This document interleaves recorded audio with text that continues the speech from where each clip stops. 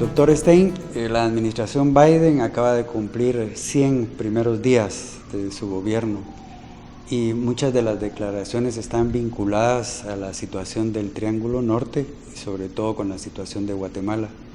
¿Qué cree usted que es el mensaje principal de esta nueva actitud? Para que se entienda mejor lo que te puedo compartir como mi opinión, quisiera referirme al hecho de lo que recibe el presidente Biden después de un proceso electoral tan encabritado como tuvieron en Estados Unidos, la conciencia que hay en Estados Unidos de las fracturas internas en esa sociedad y la preocupación compartida por muchos de sus líderes de lo que sienten ser una pérdida de valores democráticos y de prácticas democráticas. Es decir, hay una conciencia muy clara en aquella sociedad, en muy diferentes sectores, de que esas fracturas adentro de la sociedad norteamericana reflejan no solamente agendas políticas muy recientes, sino reflejan problemas que, como algunos de los especialistas han indicado, vienen desde el tiempo de la revolución en los Estados Unidos, en el siglo XIX, que no han sido del todo resueltos. En cuenta el tema del racismo. Esto es importante para entender mejor la dimensión y los alcances de lo que están buscando lograr en este esfuerzo de colaboración y de apoyo con los países del Triángulo Norte y con Guatemala. El presidente Biden tiene como los dos temas más importantes de su agenda en el terreno inmediato el tema de la pandemia y el tema de la migración irregular que se ha ido acumulando en meses y semanas recientes en la frontera entre México y Estados Unidos. En el caso de la pandemia, logró en 2 meses y medio resultados espectaculares que el expresidente Trump no logró en 1 año. En el caso, sin embargo, de la migración irregular, el problema es mucho más complejo, pero para propósitos de lo que estamos comentando, el problema de la migración irregular se ha llegado a convertir en un problema interno de gran magnitud en la agenda política norteamericana.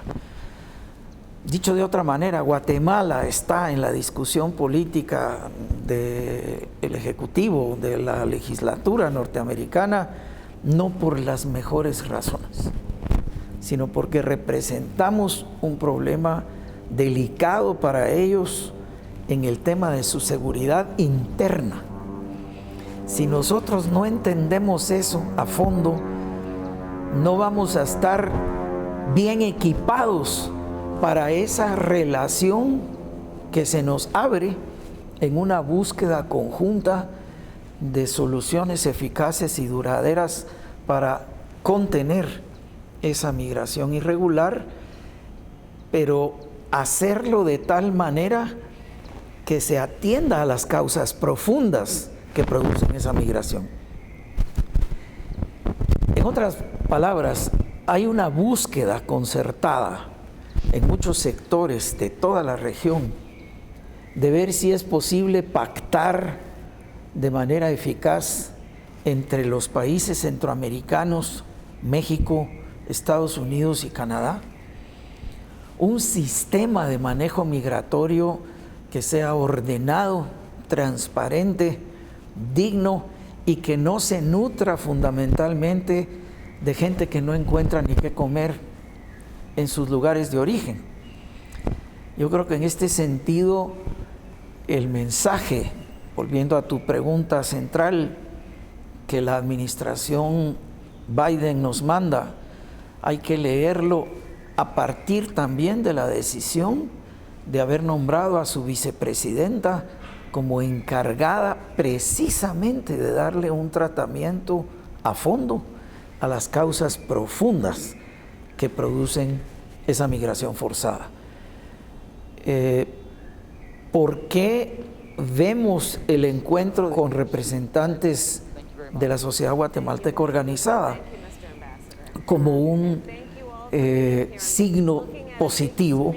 Yo así lo veo, varios de los que estuvimos así lo vemos.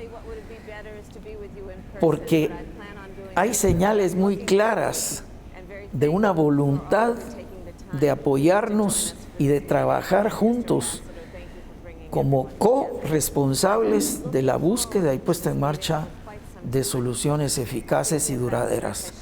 Soluciones que tienen, por supuesto, que atender a las causas profundas de la desigualdad y de la pobreza que vienen no de hace años, sino desde hace siglos, que dieron lugar al conflicto armado interno, que afortunadamente pudimos detener, sobrepasar, pero son causas que todavía están allí, que todavía como sociedad no hemos logrado resolver.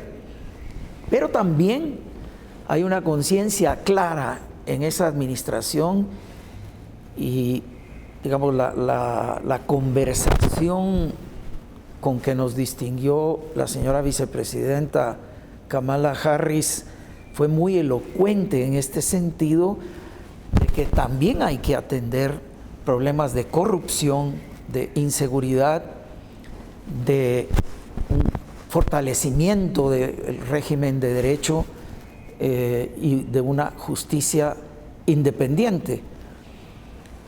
En este sentido, el mensaje que nos están mandando es: miren, sabemos que el problema es muy complicado y sabemos que una solución de fondo necesita trabajar con socios confiables, con planes claros y logrando asentar y echar raíces a accesos a una vida digna que en efecto le permitan a la población vivir en sus lugares de origen sin tener que verse forzados a buscar en el norte otras oportunidades.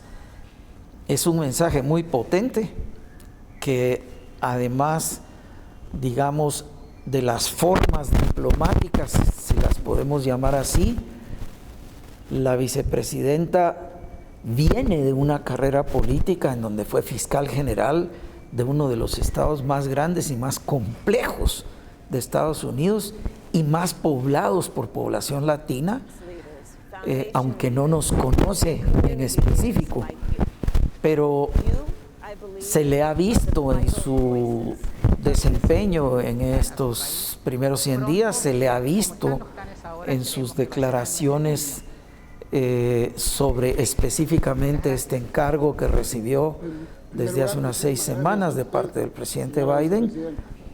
Se le vio en la conversación con el presidente, con el señor presidente Giammattei, en donde para muchos de nosotros fue muy positivo el escucharle mencionar de manera directa y expresa los problemas de corrupción, los problemas de fortalecimiento a una justicia independiente y a un régimen de derecho. Y ella se refirió, incluso para sorpresa de muchos, al tema que en inglés usó la expresión lack of good governance, falta de buena gobernanza. Decirle eso en una llamada a un presidente en ejercicio pudiera ser interpretado por algunas personas u organizaciones como una falta de respeto. Yo creo que eso sería un craso error y por eso aludía desde el principio a este trasfondo en el que los líderes norteamericanos, no importa su ideología, están conscientes de los problemas que están enfrentando ellos allá y que por eso entienden y simpatizan con la búsqueda de soluciones de lo que estamos enfrentando aquí. para nadie es misterio la debilidad de nuestras instituciones, la incapacidad que el Estado ha tenido de producir los servicios básicos elementales para la población que están marcados en nuestra Constitución. ¿Por qué durante décadas, durante siglos, no hemos sido capaces de erradicar la pobreza extrema y esas desigualdades profundas que hay en nuestra sociedad? Entonces, el mensaje central de los norteamericanos es: podemos y queremos ayudarles a resolver esta problemática, hagámoslo en conjunto y hagámoslo a partir de experiencias que han sido exitosas. Mira, la vicepresidenta repitió al menos 4 veces, quizás 5, si no me traiciona mi memoria: yo quiero conocer los proyectos que han funcionado, que han sido exitosos, pero también quiero que me cuenten los que no, para evitar dispendios y mal gasto.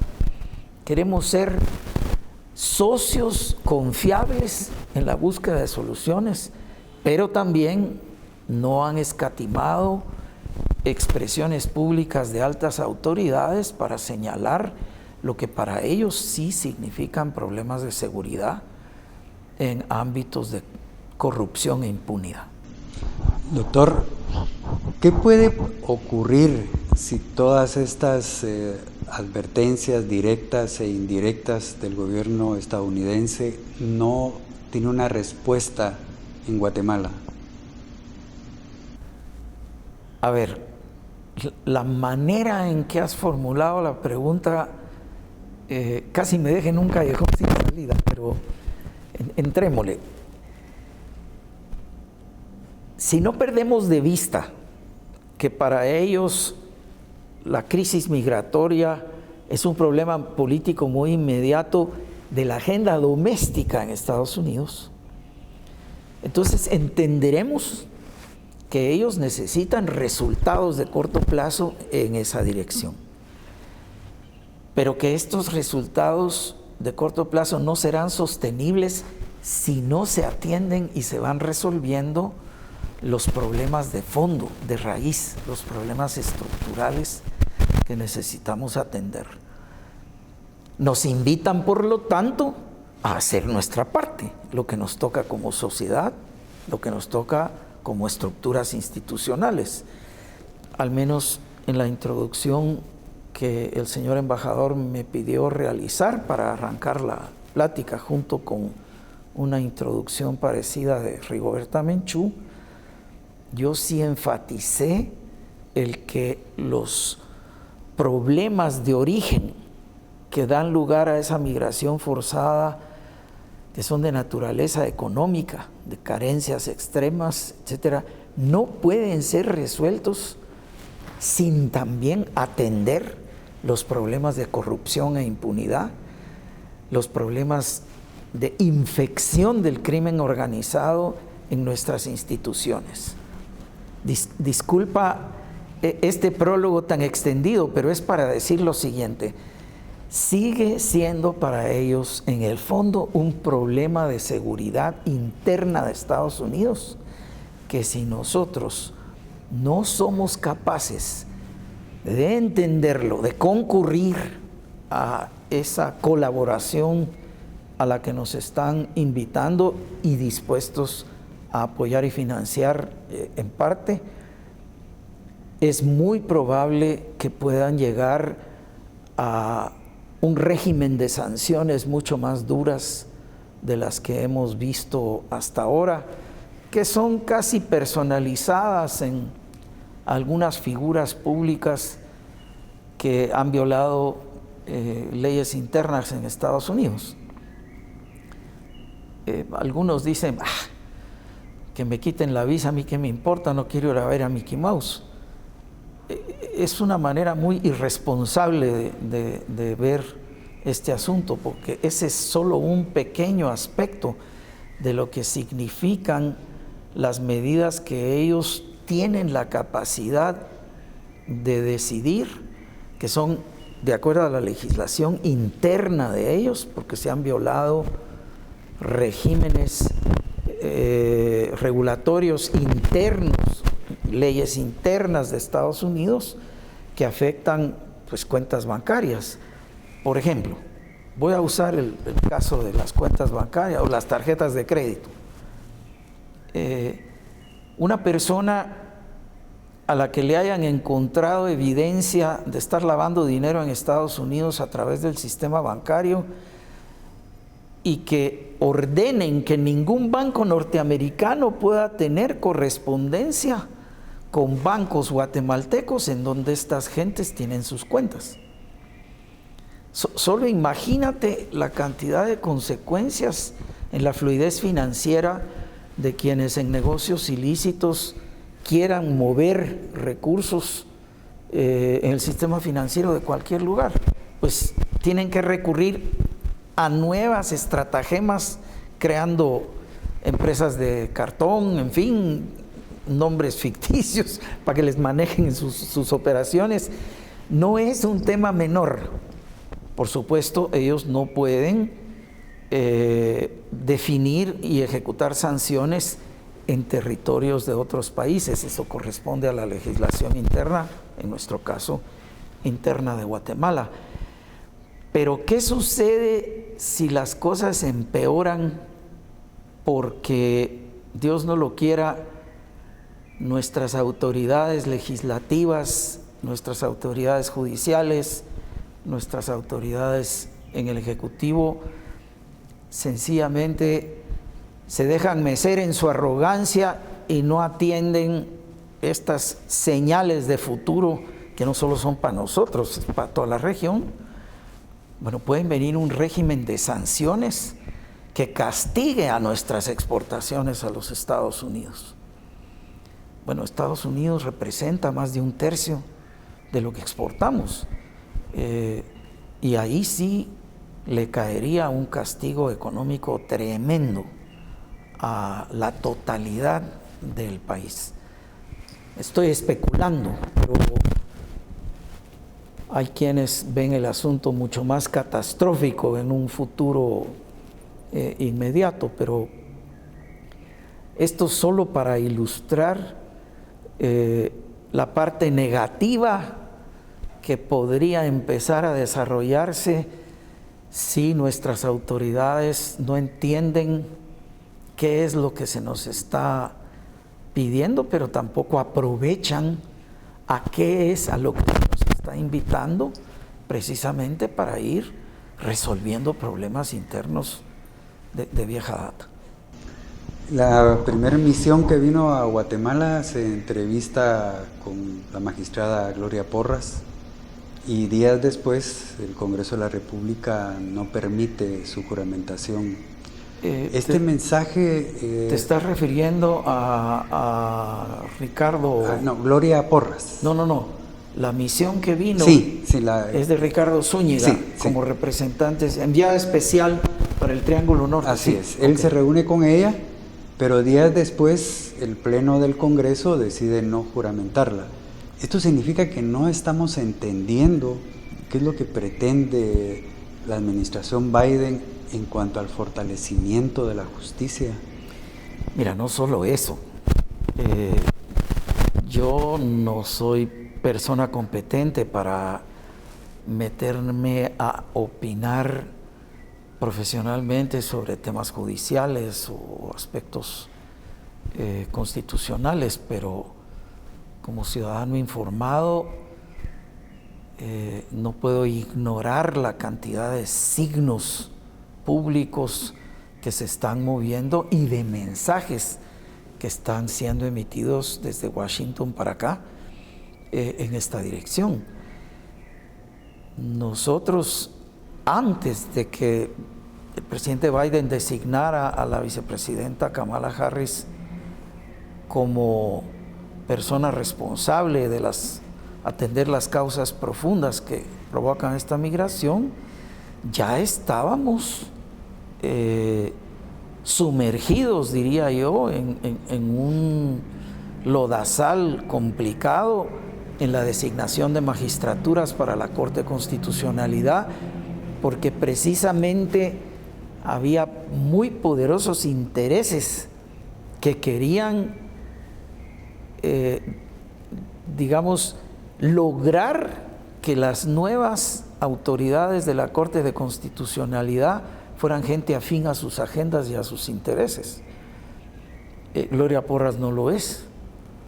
Entonces el signo público que mandaron es: se nos resbalan todas sus amenazas, señores, nosotros vamos a hacer lo que corresponde. Ahora resulta que hay evidencia de que el Congreso no obró correctamente en este sentido, como lo que hizo con el juez Maynor Motto, pues, que se apresuraron a juramentarlo cuando el señor tenía causas pendientes, o como se acaba de publicar respecto de una de las dos personas sancionadas por las autoridades fiscales norteamericanas. El diputado Felipe Alejos fue protegido en reiteradas ocasiones por la Corte Suprema de Justicia para que no le retiraran el derecho de antejuicio. Es decir, hay síntomas públicos muy claros de que existe un diseño de cooptación de los centros de decisión del Estado guatemalteco. Eso se lo dijimos de esta manera a varias de las autoridades norteamericanas, se lo dijimos a la vicepresidenta Kamala Harris, y están de sobra conscientes de que esto está pasando acá en Guatemala, y por esa razón es porque junto a la búsqueda de soluciones económicas para mejorar las condiciones de vida digna de las poblaciones en los territorios de donde más gente se está yendo para el norte, están también conscientes de que hay necesidad de atender reformas al aparato de justicia de Guatemala, de que hay necesidad de fortalecer y vigorizar la lucha contra la corrupción y la impunidad, y hay una atención constante de las autoridades norteamericanas sobre lo que pasa aquí. Desde el principio del anuncio del viaje de la vicepresidenta por acá, que luego lo postergaron mes y medio, iba a venir a Guatemala, no a El Salvador ni a Honduras en una primera intención.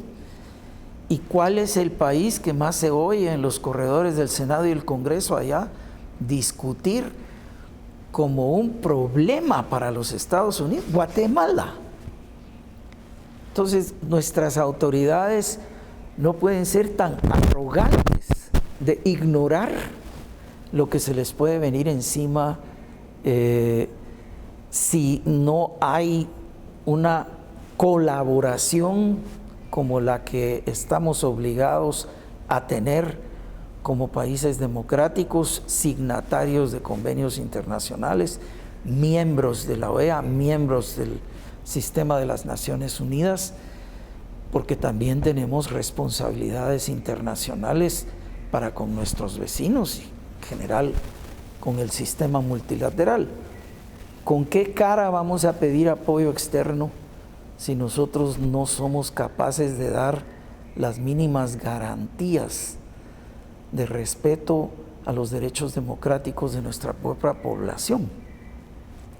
Yo creo que ahí es en donde está uno de los temas más sensibles, en donde deberíamos dar señales internacionales claras y convincentes de que se está corrigiendo el rumbo. Se habla de Guatemala como un narcoestado, al margen de si lo es o no lo es. Es evidente que los dineros del narcotráfico desde hace años están metidos en la política nacional, y de hecho hay un ex candidato presidencial detenido en Estados Unidos. ¿Cómo ve la administración Biden este tema, doctor Estegui? Bueno, no sabría decir en detalle más que por las señales públicas que su propia institucionalidad está enviando. Por supuesto, uno tiene algunas amistades en Washington desde hace ya mucho tiempo que están en los centros de pensamiento, en las universidades, y actualmente algunas personas en puestos de gobierno en esta administración. Pero si uno ve el rango de desempeños de ministerios o secretarías, como le llaman ellos, que han estado presentes en nuestra región en todo momento, desde la época del conflicto armado interno para acá, uno ve que no solo es el Departamento de Estado por la vía de las relaciones diplomáticas, sino también el Departamento del Tesoro, que tiene una atención constante por el tema del lavado de dinero, sobre todos los sistemas financieros del Istmo Centroamericano, el caribeño, el caso de Colombia, México. También, por supuesto, el caso del Ministerio de Seguridad Patria, no sé cómo llamarle, a Homeland Security, por el tema migratorio, y otros ministerios, el de Agricultura, por ejemplo, por la cantidad de alimentos que Guatemala le exporta a Estados Unidos, cumpliendo con los requisitos de inocuidad o de salubridad. De manera que somos sociedades muy asimétricas. Un país pequeñitito como Guatemala, asociado con la potencia más grande del mundo, pero que tenemos una cantidad de canales capilares de relaciones a través de las cuales se libran las agendas económicas de comercio, pero también las agendas políticas y de seguridad. Es en esa óptica de los temas de seguridad, yo quisiera insistir, en donde para la administración norteamericana en general y para los profesionales de sus estructuras ministeriales, que Centroamérica sigue siendo un riesgo, en particular los 3 países del Triángulo Norte, en donde quizás lo que más se exhiba públicamente es el tema de la migración forzada o migración irregular, pero en donde el gran peligro para ellos es un peligro de seguridad. Ahora démosle la vuelta al espejo para vernos nosotros hacia nosotros mismos.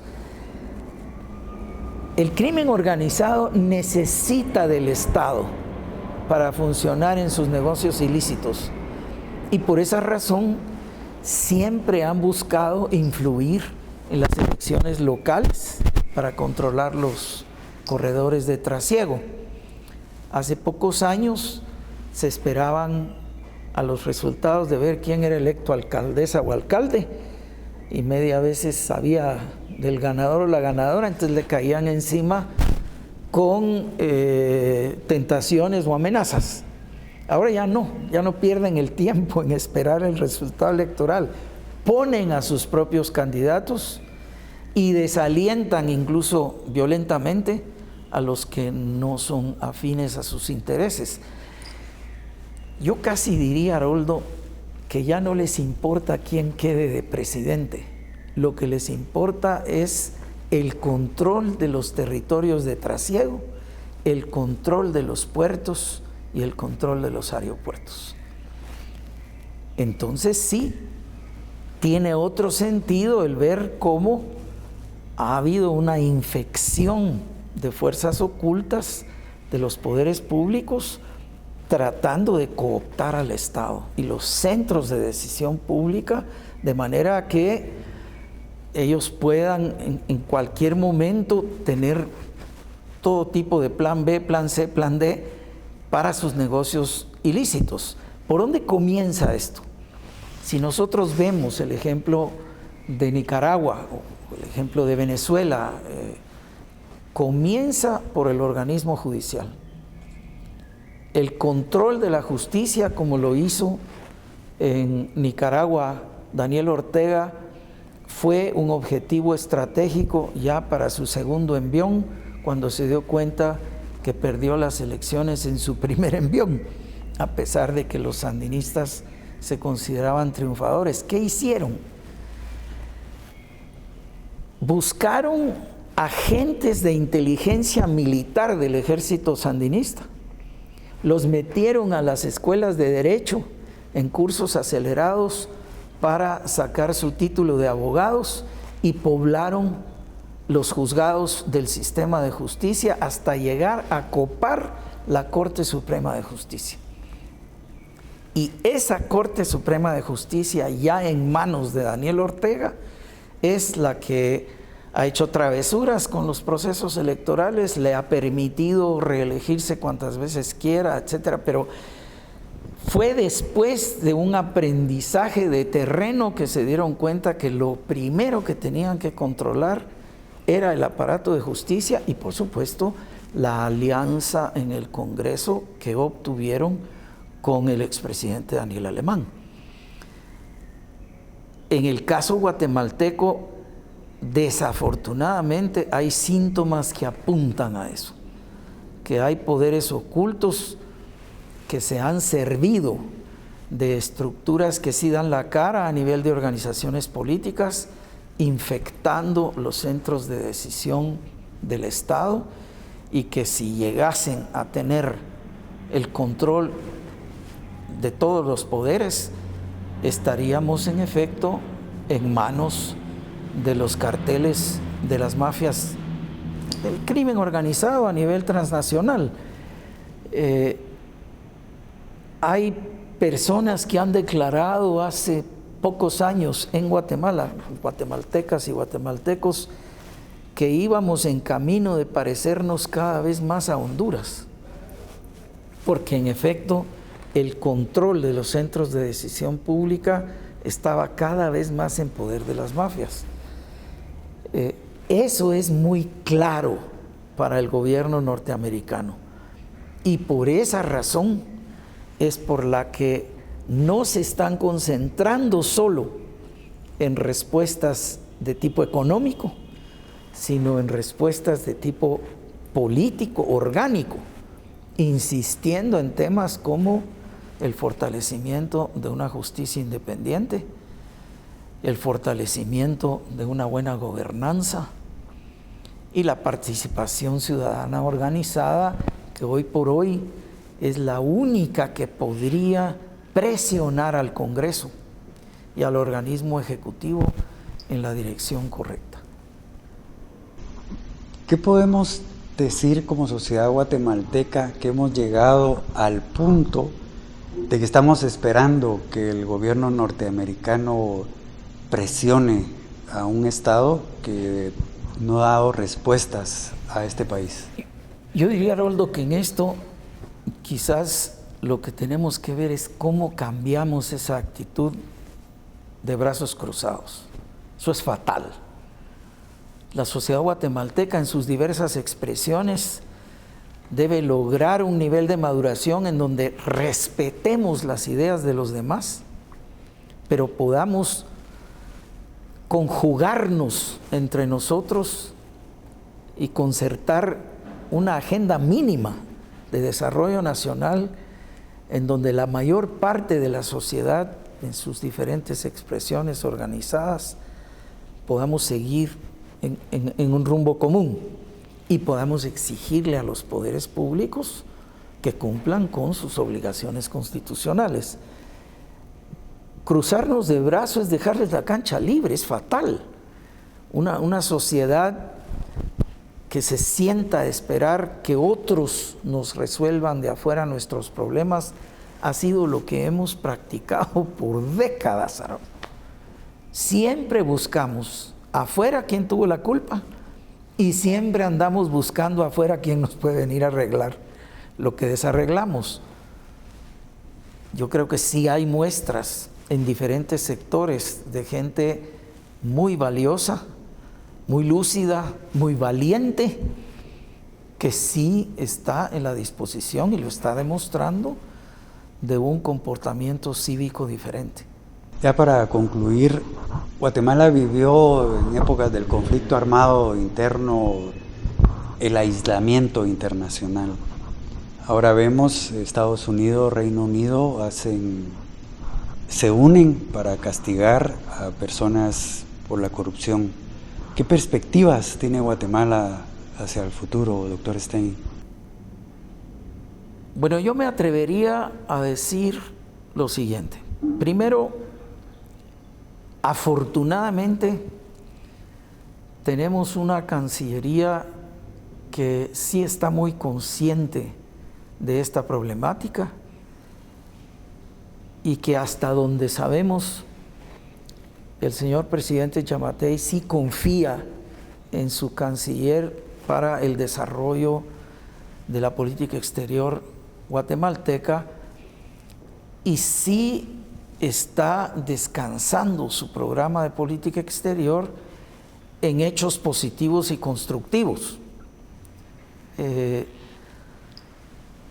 Estos castigos, entre comillas, a personas en lo individual en la lucha contra la corrupción, podemos encontrarle raíces desde hace varios años, cuando empezó a fortalecerse un tejido internacional mundial de vigilancia interbancaria para tratar de conjurar mejor una serie de delitos financieros que se practicaban en paraísos fiscales, la evasión de tributos y también el lavado de dinero. Eso ha ido en incremento, y en un mundo tan interconectado y tan interdependiente, el desarrollo empresarial, desde los pequeños hasta los grandes, ya ha tenido que sintonizarse con estos requisitos de transparencia externa, si no, no hay acceso a mercados. De manera que es un terreno de balances delicados, pero en donde sí tenemos mucho que ofrecer, mucho que crecer, por supuesto. Entonces hay un ámbito de lecciones aprendidas en donde tareas pendientes se focalizan en fortalecer algunas de nuestras instituciones más claves.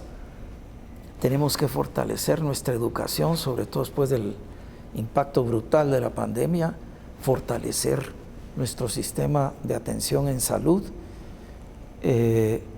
Por cierto, viene la designación de una nueva presidencia del Instituto Guatemalteco del Seguro Social. Ojalá el presidente, que es quien tiene la responsabilidad de designarlo, nombre a una persona que comparta estos objetivos de transparencia y de servicio, y no retrocedamos de a donde habíamos llegado y otra vez se vuelva un lugar de succión de fondos en el mercado irregular de medicamentos.